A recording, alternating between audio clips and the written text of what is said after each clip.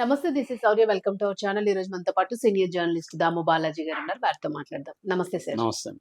Sir, Manashankar వరప్రసాద్‌కి సంబంధించిన rating గాని, reviews గాని ఇవ్వడానికి వీల్లేదు అని చెప్పేసి కోర్ట్ అంది అని చెప్పేసి అంటూ ఉన్నారు. సో ఏంటి సార్, కొత్తగా వింటూ ఉన్నాం. ఎందుకు అట్లా చెప్తుంది? మామూలుగానే రివ్యూవర్స్ మీద ప్రొడ్యూసర్లు గానీ, డైరెక్టర్లు గానీ చాలా వ్యతిరేకత బాగా పెరిగింది. ఎందుకంటే సినిమా అక్కడ ఇంకా ప్రీమియర్ షో పడుతుంది.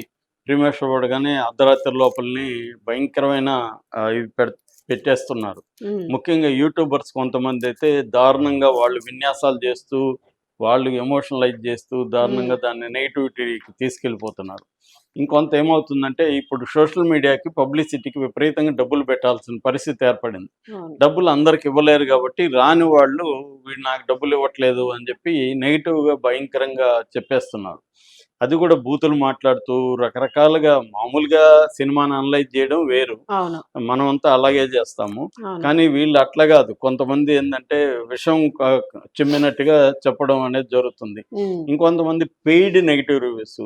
ఇప్పుడు ఏంటంటే ప్రతి హీరోకి యాంటీ బ్యాచ్ సినిమా ఇండస్ట్రీలోనే ఉంటారు. హీరోల మధ్య గొడవలు ఉంటాయి, ప్రొడ్యూసర్ల మధ్య గొడవలు ఉంటాయి, పాలిటిక్స్ సెంటర్ అయిపోయింది.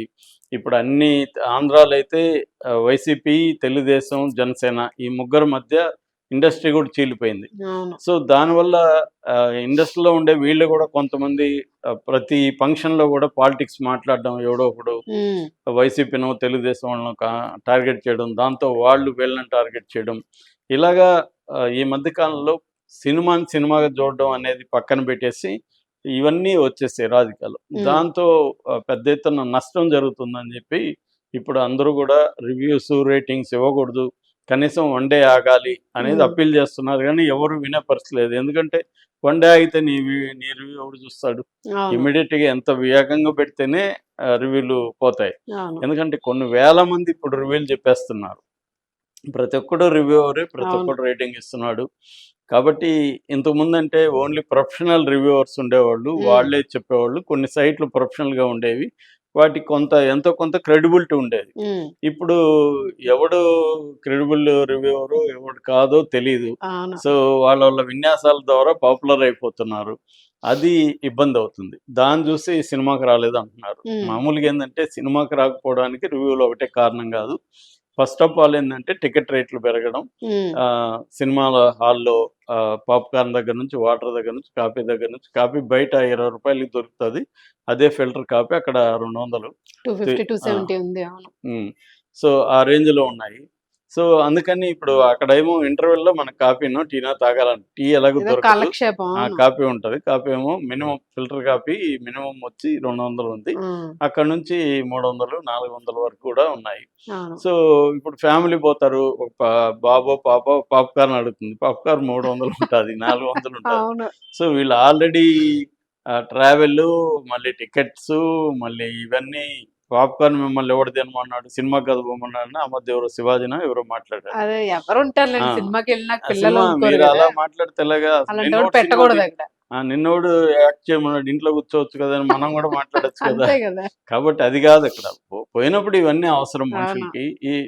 వీటి మీద అంతా కూడా ఇలా పెరిగిపోతుంది. కాబట్టి జనాలకి ఏమవుతుందంటే సినిమా థియేటర్కి పోవడం తగ్గించేశారు. చాలా మంది నేను పర్సనల్గా కూడా చూస్తే, అంతకుముందు బాగా సినిమాలు చూసేవాళ్ళు కూడా తగ్గిపోయింది. ఎందుకంటే ఆల్టర్నేటివ్ ఎంటర్టైన్మెంట్ ఉంది, మంచి స్క్రీన్లు వచ్చేసాయి, తక్కువ 10,000 పెడితే మంచి టీవీ వస్తుంది ఇంట్లో. సో ఇవాళ కొంత డబ్బులు జనాల దగ్గర పెరిగాయి, అందులో ఓటీటీలకు అలవాటు పడ్డారు. సో ఇంకా డౌన్లోడ్లకి దొరుకుతున్నాయి, టెలిగ్రామ్లో ఒకరికొకరు ట్రాన్స్ఫర్ చేసుకుంటున్నారు.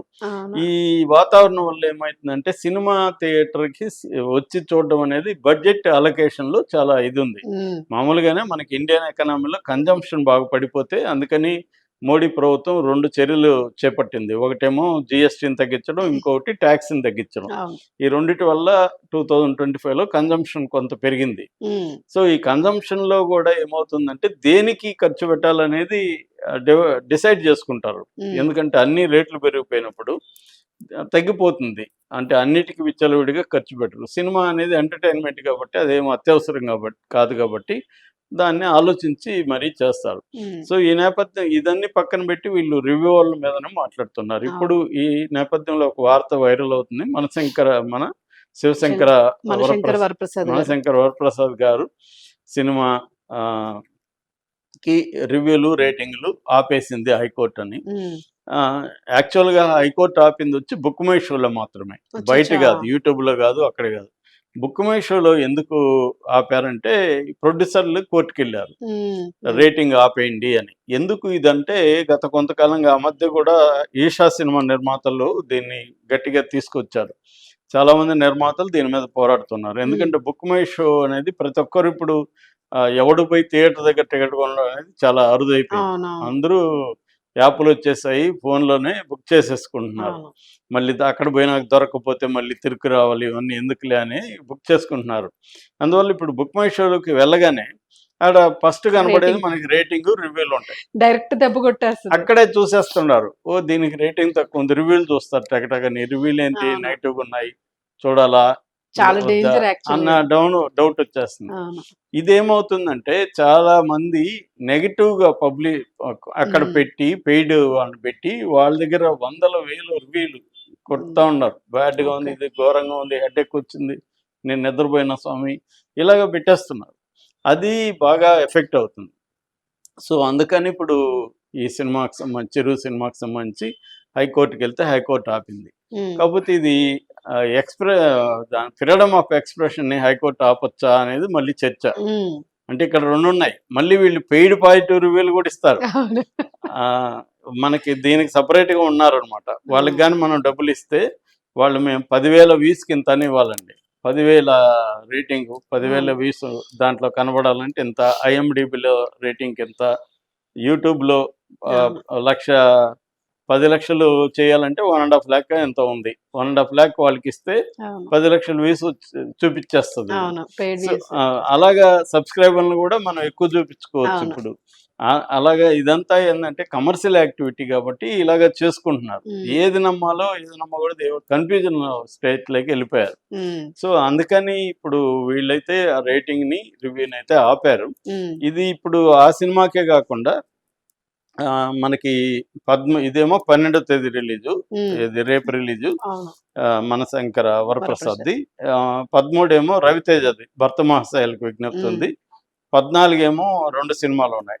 శర్వానంద్ నారీ ఉమ్, నరమన్నాడు మురారి, తర్వాత అనగనగా ఒక రాజు నవీన్ పోల్శెట్టి. ఈ 3 సినిమాలకు కూడా రేటింగ్ రివ్యూ అయితే ఉండదు.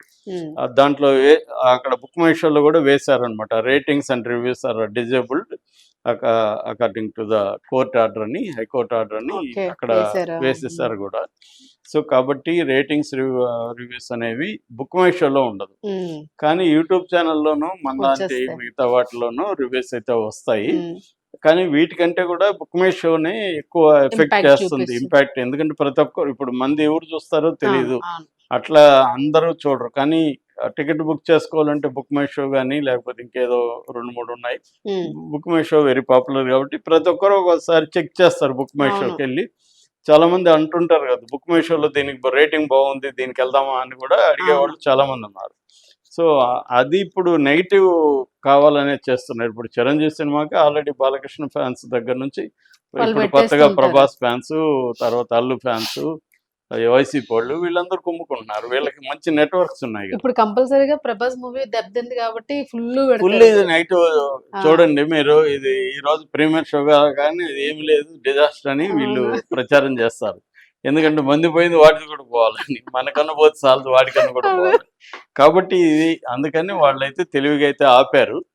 కానీ ఫైనల్గా సినిమానే అండి. సినిమా అవును. ఏమాత్రం ఒక మాదిరిగా ఉన్నా కూడా చిరంజీవి సినిమా ఖచ్చితంగా ఇదవుతుంది. అవును. కానీ డైరెక్టర్ కానీ హీరో కానీ వీళ్ళందరూ కాన్ఫిడెంట్గా ఉన్నారు. అనిల్ రావిపూడి కూడా ఉమ్, నేను సంక్రాంతికి వస్తున్నాం సినిమాకి నాకు టెన్షన్ ఉన్నది కానీ ఈ సినిమాకి టెన్షన్ లేదు, ఓకే. దానికి కారణం చిరంజీవి గారు, వెంకటేష్ వాళ్ళు దీని పట్ల చాలా ఇదిగా ఉన్నారు.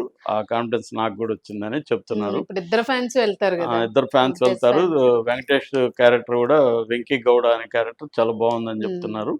కాబట్టి అంటే కనీసం ఫ్యామిలీకి అట్రాక్టివ్గా పిల్లలతో సహా ఫ్యామిలీ అవును. అంతా వెళ్ళి చూడగలిగిన ఆహారం అయితే ఉంది. ఉమ్, ఇంత ఊరగైతే ఉండకపోవచ్చు, అవును. అవును. మారుతి తీసినంత ఊరగైతే ఇది అవును. ఉండకపోవచ్చు. ఎందుకంటే అతను ఆల్రెడీ హిట్ ట్రాక్ ఉన్న డైరెక్టర్. అవును. తనకి కనీసం మినిమం ఆడియన్స్‌ని ఎట్లా ఎంగేజ్ చేయాలని తెలుసు. రెండోది చిరంజీవి వెంకటేష్ కూడా దాంట్లో కొంతవరకు ఇన్వాల్వ్ అయ్యారు కాబట్టి, అవును. ఎందుకంటే చిరంజీవి సొంత ప్రొడక్షన్ కూడా అది. అవును. కూతురు హ్మ్. సుస్మిత హ్మ్.